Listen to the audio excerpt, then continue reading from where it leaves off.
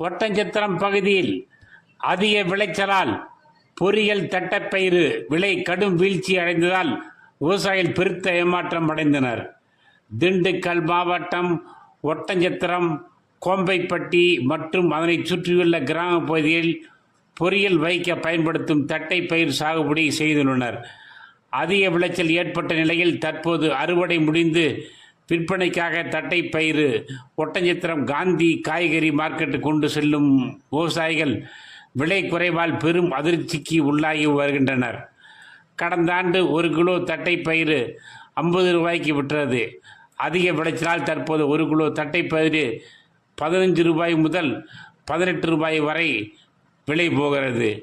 உழவு கூலி, உரம், களை எடுத்தல், பூச்சிக்கொல்லி மருந்து தெளித்தல், அறுவடை கூலி என கணக்கிட்டால் தற்போதைய விலையால் விவசாயிகள் நஷ்டத்துக்கு ஆளாகியுள்ளனர்.